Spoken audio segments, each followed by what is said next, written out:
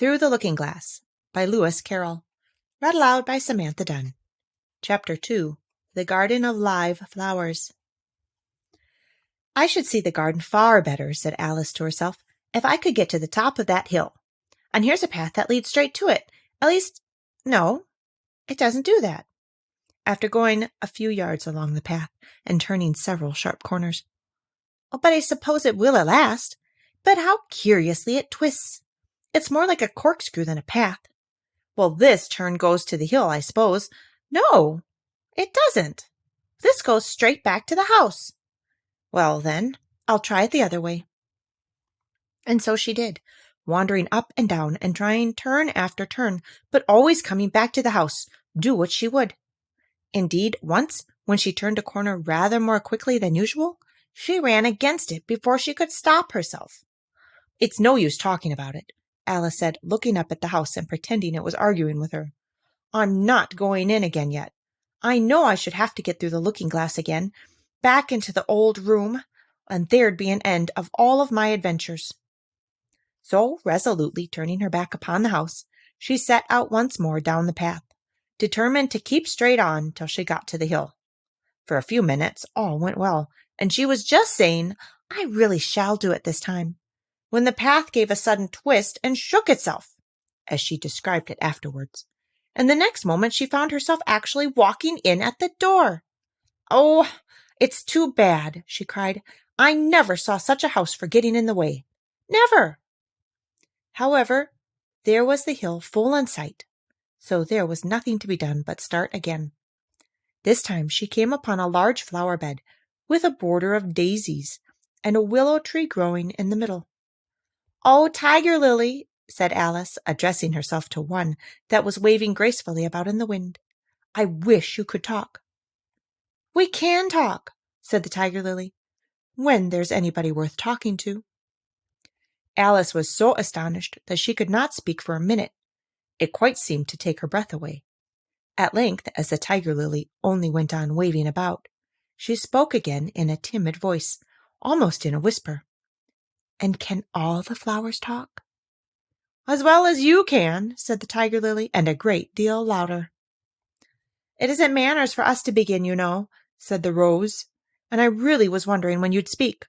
Said I to myself, her face has got some sense in it, though it's not a clever one.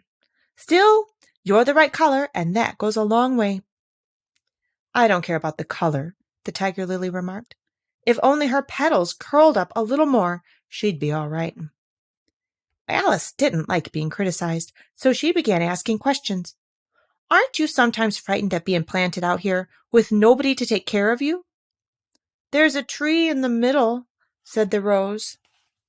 "What else is it good for?" "But what could it do if any danger came?" Alice asked. "It says, 'Bow wow,'" cried a daisy. "That's why its branches are called boughs." "Didn't you know that?" cried another daisy. And here they all began shouting together till the air seemed quite full of little shrill voices. "Silence, every one of you!" cried the Tiger Lily, waving itself passionately from side to side and trembling with excitement. "They know I can't get at them," it panted, bending its quivering head towards Alice, "or they wouldn't dare to do it." "Never mind," Alice said in a soothing tone, and stooping down to the daisies who were just beginning again, she whispered, "If you don't hold your tongues, I'll pick you." There was silence in a moment, and several of the pink daisies turned white. "That's right," said the Tiger Lily. "The daisies are worst of all. When one speaks, they all begin together, and it's enough to make one wither to hear the way they go on." "How is it that you can all talk so nicely?" Alice said, hoping to get it into a better temper by a compliment. "I've been in many gardens before, but none of the flowers could talk." "Put your hand down and feel the ground," said the Tiger Lily. "Then you'll know why." Alice did so. "It's very hard," she said, "but I don't see what that has to do with it." "In most gardens," the Tiger Lily said, "they make the beds too soft, so that the flowers are always asleep." This sounded a very good reason, and Alice was quite pleased to know it. "I never thought of that before," she said. "It's my opinion that you never think at all," the rose said in a rather severe tone. "I never saw anybody that looked stupider," a violet said, so suddenly that Alice quite jumped, for it hadn't spoken before. "Hold your tongue," cried the tiger lily, "as if you ever saw anybody. You keep your head under the leaves and snore away there till you know no more what's going on in the world than if you were a bud." "Is there many more people in the garden besides me?" Alice said, not choosing to notice the rose's last remark. "There's one other flower in the garden that can move about like you," said the rose. "I wonder how you do it." "You're always wondering," said the tiger lily. "But she's more bushy than you are." "Is she like me?" Alice asked, eager for the thought crossed her mind. "There's another little girl in the garden, somewhere?" "Well, she has the same awkward shape as you," the rose said, "but she's redder, and her petals are shorter, I think." "Her petals are done up close, almost like a dahlia," the tiger lily interrupted. "Not tumbled about, anyhow, like yours." "Oh, but that's not your fault," the rose added kindly. "You're beginning to fade, you know, and then one can't help one's petals getting a little untidy." Alice didn't like this idea at all, so to change the subject, she asked, "Does she ever come out here?" "I dare say you'll see her soon," said the rose. "She's one of the thorny kind." "Where does she wear the thorns?" Alice asked, with some curiosity. "Why, all round her head, of course," the rose replied. "I was wondering you hadn't got some too. I thought it was the regular rule." "She's coming!" cried the larkspur. "I hear her footstep. Thump, thump, thump, along the gravel walk." Alice looked around eagerly and found that it was the Red Queen. "She's grown a good deal," was her first remark. She had indeed. When Alice first found her in the ashes, she had been only 3 inches high, when here she was, herself a head taller than Alice herself. "It's the fresh air that does it," said the rose. "Wonderfully fine air it is, out here." "I think I'll go and meet her," said Alice, for though the flowers were interesting enough, she felt that it would be far grander to have a talk with a real queen. "You can't possibly do that," said the rose. "I should advise you to walk the other way."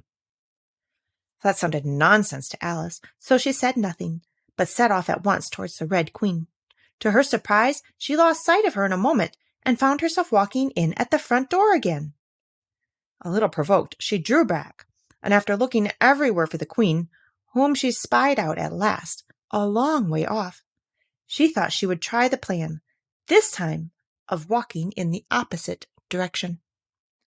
It succeeded beautifully. She had not been walking a minute before she found herself face to face with the Red Queen, and full in sight of the hill she had been so long aiming at. "Where do you come from?" said the Red Queen. "And where are you going? Look up, speak nicely, and don't twiddle your fingers all the time." Alice attended to all these directions and explained as well as she could that she had lost her way. "I don't know what you mean by your way," said the Queen. "All the ways about here belong to me." "But why did you come out here at all?"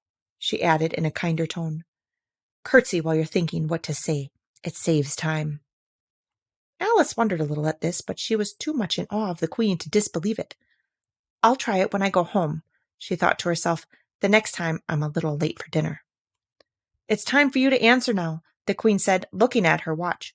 "Open your mouth a little wider than you speak, and always say, 'Your Majesty.'" "I only wanted to see what the garden was like, Your Majesty." "That's right," said the Queen, patting her on the head, which Alice didn't like at all. "Though when you say garden, I've seen gardens, compared with which this would be a wilderness." Alice didn't dare to argue the point, but went on. "And I thought I'd try to find my way to the top of that hill." "When you say hill," the Queen interrupted, "I could show you hills, in comparison with which you'd call that a valley." "No, you shouldn't," said Alice, surprised into contradicting her at last. "A hill can't be a valley, you know. That would be nonsense. The Red Queen shook her head. You may call it nonsense if you like, she said, but I've heard nonsense, compared with which that would be as sensible as a dictionary. Alice curtsied again, as she was afraid from the Queen's tone that she was a little offended, and they walked on in silence till they got to the top of the little hill. For some minutes Alice stood without speaking, looking out in all directions over the country. And a most curious country it was. There were a number of tiny little brooks running straight across it from side to side, and the ground was divided up into squares by a number of little green hedges that reached from brook to brook. I declare it's marked out just like a large chessboard, Alice said at last. There ought to be some men moving about somewhere. And so there are, she added in a tone of delight, and her heart began to beat quick with excitement as she went on. It's a great huge game of chess that's being played all over the world. If this is the world at all, you know. Oh, what fun it is. How I wish I was one of them. I wouldn't mind being a pawn, if only I might join, though of course I should like to be a queen best. She glanced rather shyly at the real queen as she said this, but her companion only smiled pleasantly and said, Well, that's easily managed. You can be the White Queen's pawn, if you like, as Lily's too young to play, and you're in the second square to begin with. When you get to the 8th square, you'll be a queen. Just at this moment, somehow or other, they began to run. Alice never could quite make out, in thinking it over afterwards, how it was that they began. All she remembers is that they were running hand in hand, and the Queen went so fast that it was all she could do to keep up with her. And still the Queen kept crying, Faster, faster! But Alice felt she could not go faster, though she had not breath left to say so. The most curious part of the thing was that the trees and the other things round them never changed their places at all. However fast they went, they never seemed to pass anything. I wonder if all the things move along with us, thought poor puzzled Alice. And the Queen seemed to guess her thoughts, for she cried, Faster! Don't try to talk. Not that Alice had any idea of doing that. She felt as if she would never be able to talk again. She was getting so much out of breath, and still the Queen cried, Faster, faster, and dragged her along. Are we nearly there?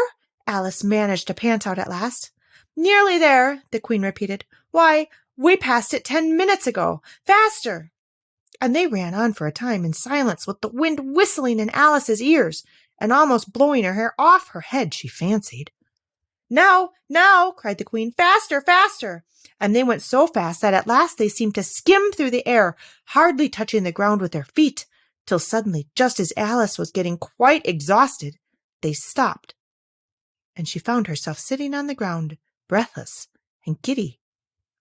The Queen propped her up against a tree and said kindly, You may rest a little now. Alice looked round her in great surprise. Why, I do believe we've been under this tree the whole time. Everything's just as it was. Of course it is, said the Queen. What would you have it? Well, in our country, said Alice, still panting a little, you generally get to somewhere else if you ran very fast for a long time, as we've been doing. A slow sort of country, said the Queen. Now, here, you see, it takes all the running you can do to keep in the same place. If you want to get somewhere else, you must run at least twice as fast as that. I'd rather not try, please, said Alice. I'm quite content to stay here. Only I am so hot and thirsty. I know what you'd like, the Queen said, good-naturedly, taking a little box out of her pocket. Have a biscuit. Alice thought it would not be civil to say no, though it wasn't at all what she wanted. So she took it and ate it as well as she could, and it was very dry, and she thought she had never been so nearly choked in all her life. Well, you're refreshing yourself, said the Queen. I'll just take the measurements. And she took a ribbon out of her pocket, marked in inches, and began measuring the ground and sticking little pegs in here and there. At the end of 2 yards, she said, putting in a peg to mark the distance, I shall give you your directions. Have another biscuit? No, thank you, said Alice. One's quite enough. Thirst quenched, I hope, said the Queen. Alice did not know what to say to this, but luckily the Queen did not wait for an answer, but went on. At the end of 3 yards I shall repeat them, for fear of your forgetting them. At the end of 4 I shall say goodbye, and at the end of 5 I shall go."